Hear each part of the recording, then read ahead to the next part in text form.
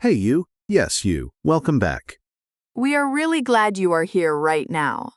Can I ask you something? And I want you to actually think about it for a second. Is your mind quiet right now? Oh, like truly quiet. Or is it more like There are 17 different thoughts fighting for your attention at the same time. A conversation you had 3 days ago. Something you need to do tomorrow. A worry about something that probably will never happen.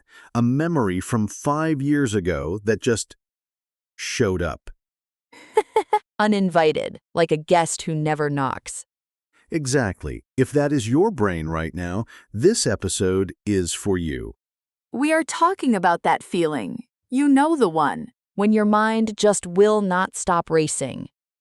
When you lie down to rest, and instead of peace, your brain goes full speed.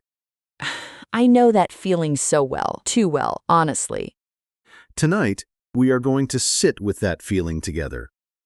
We are going to name it, understand it, and give you some real English words and phrases to describe it. Because sometimes just having the right words for a feeling Makes that feeling a little lighter. A little more manageable. So make yourself comfortable. Get a warm drink if you have one. You are safe here. This is your cozy corner of the internet, and we are really happy you found us. And hey, if this kind of quiet, honest conversation helps you, If this feels like a place where you can breathe a little easier, Please subscribe. Hit that button. It genuinely helps us keep making this space for you, and for everyone out there who needs it. it takes 2 seconds, and it means the world to us. Okay, now, let us talk about your brain. Oh, why does it do this? Why does the human brain decide that 2 a.m. is the perfect time to replay every awkward thing you have ever said? The timing is genuinely terrible. right? You are exhausted, your body wants to sleep, and your brain is like, no, wait. Remember that thing you said in a meeting in 2019? Oh, I have been there many times. We have all been there. And the thing is, it is not because you are broken. It is not because something is wrong with you. It is actually because your brain cares. It is trying to protect you. It is scanning for problems, looking for things to fix, worrying about what might go wrong. Which is, Kind of sweet, actually, in a very exhausting way. Very exhausting. But it comes from a place of trying to keep you safe. The problem is, it does not know when to stop. It does not have an off switch. No off switch, no pause button, just constant noise. And that noise, that mental noise, it builds up, especially after a long day, especially when you are tired, especially when you are already feeling a little fragile. fragile. That is such a good word for it. Like you are made of glass and one more thought might crack you. And you carry it. You carry all of it. All day. Through work, through responsibilities, through conversations, through smiling when you do not really feel like smiling. And then at night, when everything is finally quiet around you, it all comes rushing out. All the thoughts you pushed aside during the day. All the feelings you did not have time to feel. Your brain finally has space, and it fills that space immediately. With everything. With everything. So, let us do something together. Let us look at this feeling up close. Let us name the pieces of it, because we have some beautiful, real, honest English words for exactly this experience. This is our calm word tour. We do this in every episode. We take the feelings that are hard to explain, and we find the right words for them. Slowly, gently, no rush. The first word, are you ready? The first word is frazzled, F-R-A-Z-Z-L-E-D, frazzled. Oh, frazzled, that is such a perfect word. Say it with me, frazzled. Frazzled. It even sounds like how it feels. It does. Frazzled means completely exhausted and stressed, not just tired. Frazzled is that specific kind of tired where you are mentally worn out and your nerves feel stretched thin. Like a phone charger that has been bent too many times. The wire is fraying. Exactly. You are not just sleepy, you are frazzled. You have been going all day. Your mind has been on full blast, and now you feel completely frazzled. I feel frazzled most Monday evenings, honestly. Most Monday evenings, Alice is frazzled. By 7 p.m. I am done, completely done. Remember, frazzled, completely exhausted and stressed, mentally worn out. Frazzled. Good. Next word. The next one is mental clutter. 2 words, mental clutter. Oh, I love this one. Mental clutter. Mental clutter is all the random thoughts, worries, to-do lists, memories, and feelings that pile up inside your head. It is the mental version of a messy room. You know when your desk is covered in papers and you cannot focus? Your brain does the same thing. Exactly. Mental clutter. When your head is full of stuff that has nowhere to go. Unfinished thoughts, half-formed worries, things you meant to do, things you said, things you wish you had said. It just accumulates. It accumulates. Great word, Alice. It builds up slowly without you noticing until suddenly it is just everywhere. And then you cannot think clearly. Because there is too much mental clutter in the way. Mental clutter. Remember that one. Next. The next phrase is to spiral. To spiral. S-P-I-R-A-L. Oh, this one is very real. To spiral means when one thought leads to another and another and another, and they get darker and more anxious as they go, like a staircase going down. You start with one small worry, like did I send that email correctly? And then, what if I made a mistake? And then, what if my boss is angry? And then, what if I lose my job? And then, what if I cannot pay my rent? And you started with an email. One email, and now your life is falling apart in your head. That is spiraling. When your thoughts spiral, they go from small to catastrophic very quickly. And once you start spiraling, it is so hard to stop. So hard, but just knowing the word, just being able to say, wait, I am spiraling right now, that can actually help you interrupt it. It gives you a little distance from the thought. It does. You become the observer, not just the person stuck inside it. To spiral. When thoughts go from one to another, getting darker, harder to stop. Good. Next word, overwhelmed. Overwhelmed. We all know this one. Overwhelmed means you have too much to deal with, too much to feel, and it is more than you can handle right now. You feel like you are drowning, not in water, in tasks, in emotions, in responsibilities. In life. In life, overwhelmed is when the weight of everything is just too much. And what I find really interesting is that you can be overwhelmed by good things too. Not just bad things, a new job opportunity, a big change, even something exciting can make you feel overwhelmed. Yes, because overwhelmed is really about volume. It is about too much, whatever that too much is. Overwhelmed too much. Cannot handle it all right now. Next phrase, bottle up. To bottle up your feelings. B-O-T-T-L-E. Oh, this one is really important. To bottle up means to keep your emotions hidden inside, not to express them, to push them down and pretend they are not there. Like putting your feelings in a bottle, sealing it tight, and putting it on a shelf. Exactly. You bottle up your sadness. You bottle up your frustration. You bottle up your fear. You keep it all inside, and you carry on like nothing is wrong. and then the bottle gets full. The bottle gets full, and when a bottle is too full, It overflows or it breaks.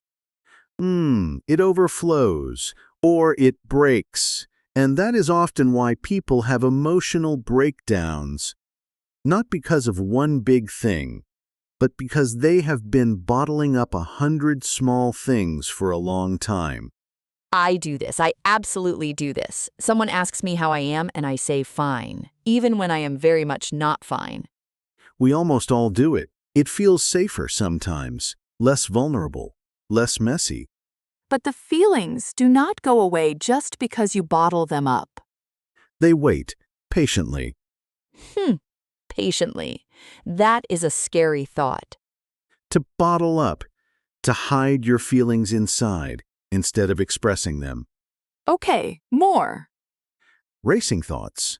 We mentioned this in the title, but let us really define it properly. Yes, racing thoughts.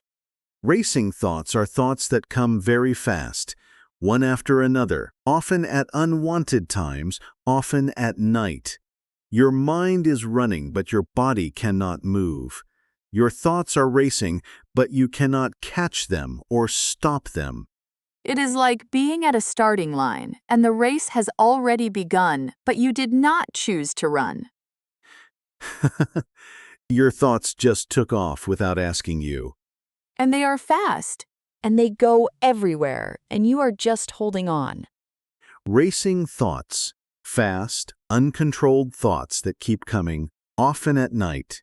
Say it slowly. Racing thoughts. Racing thoughts. Good. And the last one for today, and this one is my personal favorite. Oh? To be in your head. To be in your own head.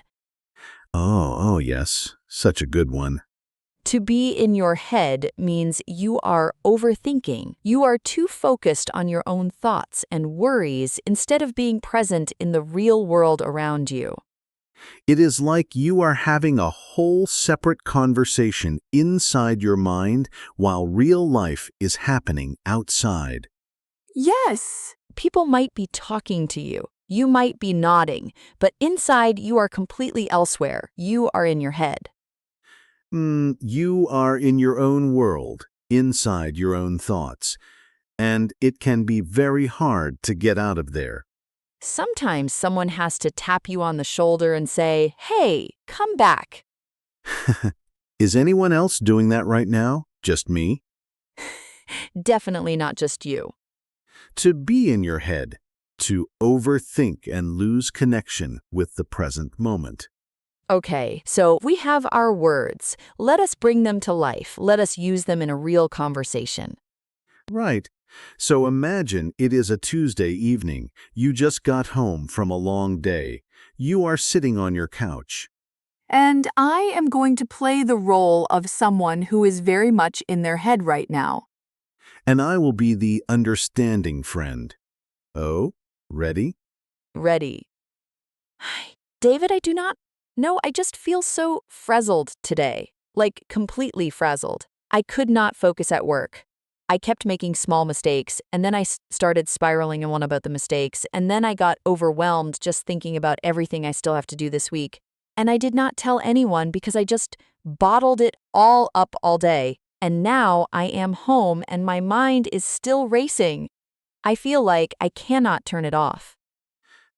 I hear you. That sounds like such a heavy day. It was. And you have been carrying all of that, alone, all day. All day, smiling. I am fine. Can I say something? Please. The fact that your brain is full right now, the racing thoughts, the mental clutter, the overwhelmed feeling, it is not a sign that you are weak. Oh, it is not? It is a sign that you have been strong for too long without a break. Your brain is full because you gave too much today. And now it is asking you, finally, to slow down. I never thought about it that way. You do not need to fix everything tonight. You do not need to empty your brain before you sleep. You just need to notice. Notice the racing thoughts. Notice the mental clutter and say, okay, I see you. I hear you. We can deal with this tomorrow. Okay, I see you. I hear you. We can deal with this tomorrow. Just like that. That is actually really calming. Sometimes the kindest thing you can do for your overworked brain is just acknowledge it, without judgment, without trying to solve everything. And you have been in your head all day too, haven't you? Amy? Yes, you. You always act very calm, but I know your brain is a very noisy place.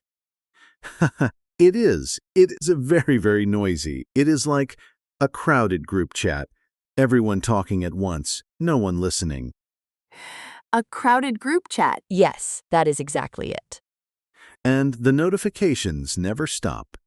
Okay, so let us step back for a second. Let us talk about something important, something a lot of people feel but rarely say out loud. Go ahead. The guilt. The guilt around having a racing mind. Oh, say more. So when you are lying in bed and your thoughts will not stop, do you ever feel guilty? Like, why can I not just relax? Why is my brain like this? Other people seem fine. Why am I so bad at just being calm? Yes, absolutely. That guilt is real, and it is one of the most unhelpful things our brains do to us. Because not only are you overwhelmed, But then you feel guilty for being overwhelmed, which makes you more stressed, which makes your thoughts race more. It is a cycle, a very unkind cycle. A very unkind cycle, and here is what I want to say to anyone feeling that guilt right now. Please. Your racing thoughts are not a personal failure. You are not bad at relaxing. You are not broken. You are a human being with a very active, very caring, very hardworking brain. And that brain is doing what brains do. Brains think. That is literally their job. The problem is just that sometimes they do not know when to clock out. They do not know when to clock out. They miss the memo about closing time. And we have to gently remind them, not with force, not with frustration, but with kindness. with the same kindness you would give a friend. If your friend came to you and said, I cannot stop overthinking, I feel frazzled. I am overwhelmed, I have been bottling everything up, and now I cannot sleep because my mind is racing. You would not say, "What is wrong with you? Get it together." Never, you would say, sit down, I am here, tell me about it. And I will listen without judgment. Without judgment. So, can we give ourselves that same thing? That is the question, right? That is the question. It is harder to be kind to yourself than to be kind to others. I think most of us know that. So much harder. Because we know all our own flaws. We see every mistake. We replay every moment we wish we had handled differently. Your brain is a highlight reel of your worst moments at 2 a.m. Yee? Why is it always 2 a.m.? I genuinely do not know, but I suspect it is a universal experience.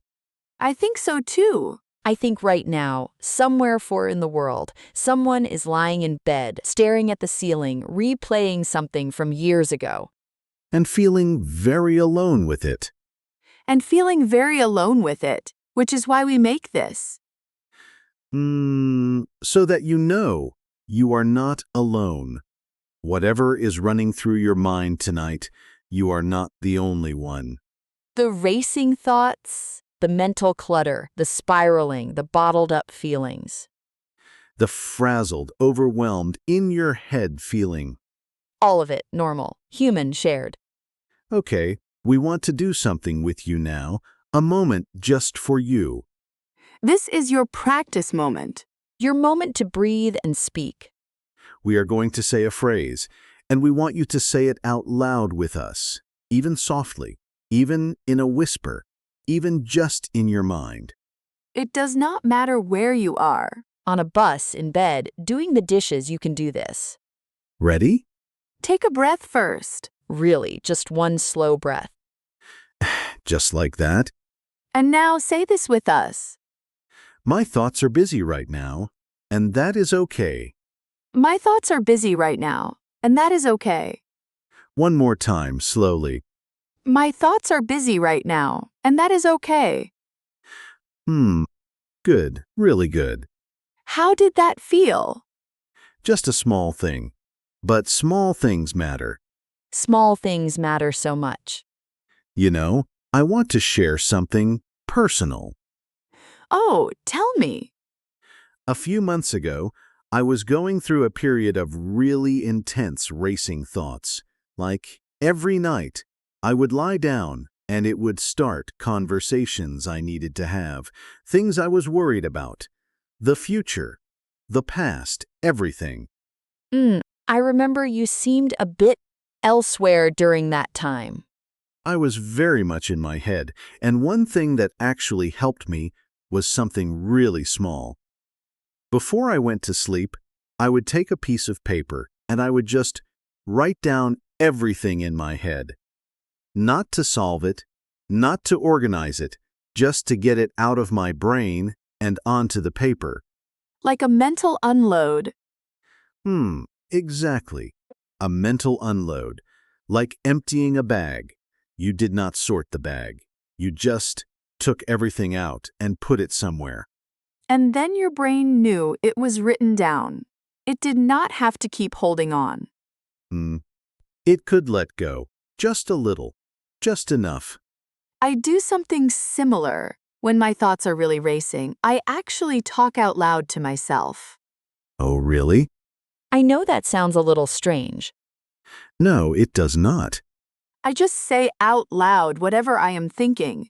Because something about hearing my own voice makes the thoughts feel more real and more manageable at the same time. It externalizes them. Yes, they are inside and invisible and they feel huge, but when you say them out loud, they become real and somehow smaller. I think that is actually what good conversation does, too. That is why talking to a friend helps. Or journaling. Or honestly, even this. Even listening to a podcast. Even listening to a podcast. You are not alone in these thoughts. You are hearing them named. You are hearing other people say, yes, I feel this too. And that changes things. It does. It really does. I want to go back to one word from earlier because I think it deserves a little more space to bottle up. Yes. I think so many of us do this, and we do not even notice we are doing it. Someone asks how we are, and we say fine, good, not too bad, and we move on. Because saying the truth feels like too much, too heavy, too inconvenient for the other person. Or we worry they will not understand. Or they will judge us. Or they have their own problems, and we do not want to add to that. So we bottle up and we carry it. And we keep carrying it for days, for weeks, for months sometimes. Until our shoulders hurt, literally. Have you ever noticed that? Oh, the physical weight? When I have been bottling up stress for a long time, my shoulders are always tight, my jaw is tense, my chest feels heavy. Oh, yes. The body carries what the mind is holding. It is like your emotions live in your muscles. They do. There is actually real science behind that. But even without the science, I think most of us have felt it. You know it when you feel it. So, when people say rest your body, sometimes what they really mean is let your emotions breathe. Let yourself feel what you are feeling instead of pushing it down. Instead of bottling it up. Just feel it for a few minutes without trying to fix it.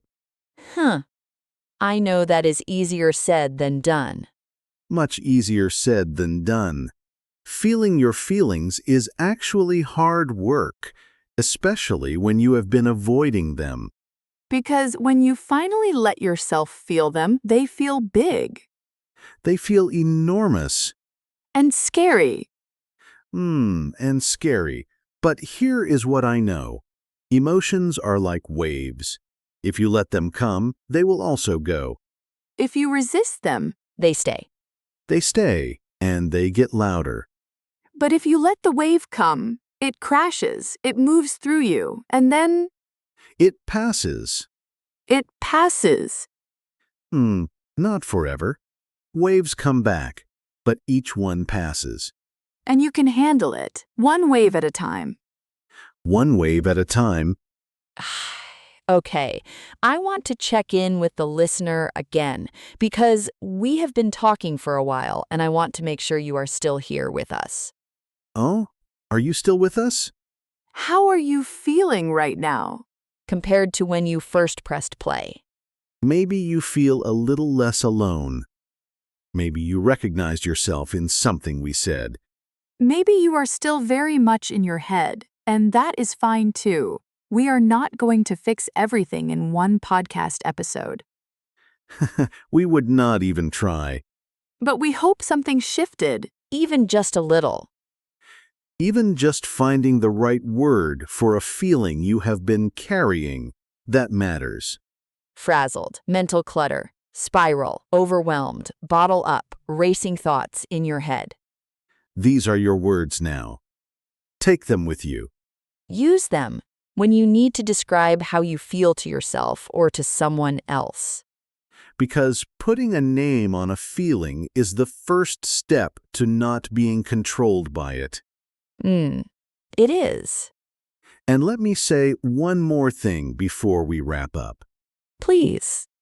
If you are someone who is always strong, always the one who is okay, always the one who carries things quietly, always the last person anyone would expect to be struggling, Yes. this is for you especially. You are allowed to not be okay. You are allowed to be frazzled. You are allowed to feel overwhelmed. You are allowed to say, I am not fine today, and I need a minute. You are allowed, fully, completely, entirely allowed. Strength is not the absence of struggle.